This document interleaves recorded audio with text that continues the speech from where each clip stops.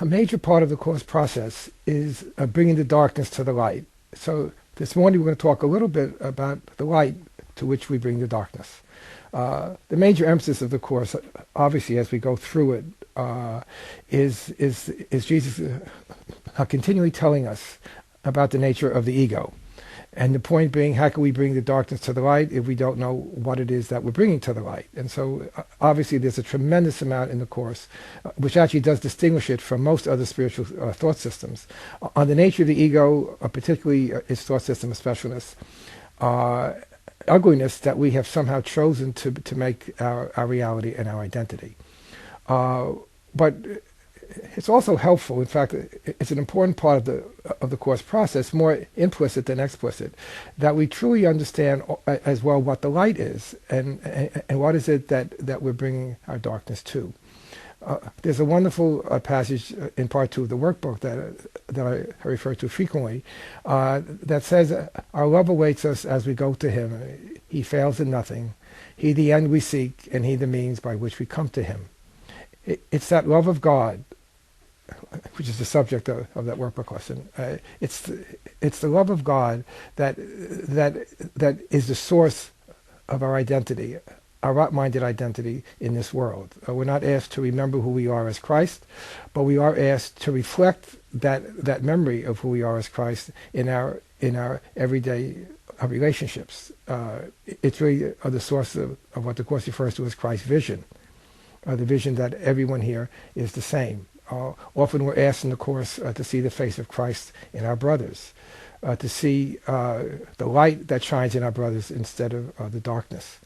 But very often, especially when we get immersed in the thought system of the ego, we lose the forest for the trees, that we forget the greater journey that we're on, and we forget what lies at the end of the journey. We forget the loveliness and the beauty of the forest because our eyes get practically swamped by the enormity of the ego thought system, the depth of our hatred, of our guilt, of the general darkness. And so we keep focusing on the withering trees, and we forget that the withering trees are really part of a much larger journey.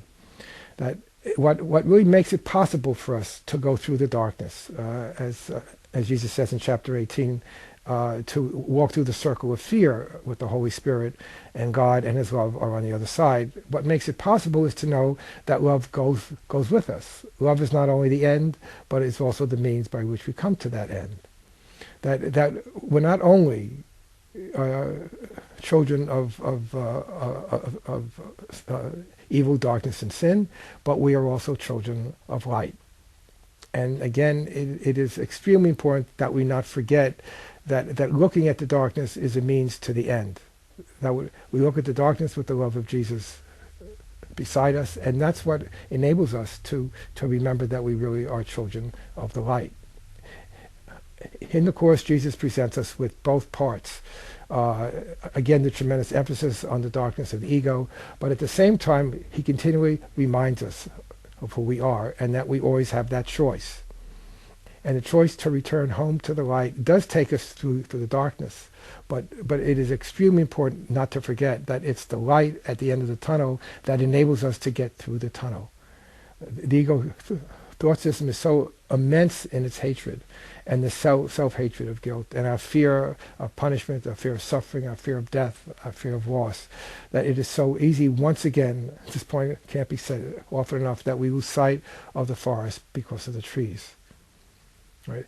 It's that love that infuses the Course. It's the love that was the source of the Course. It was the love in Helen that allowed her to be the vehicle through which this love came through. That allows us to make the journey through the ego, beyond the ego, to the love that is our true self.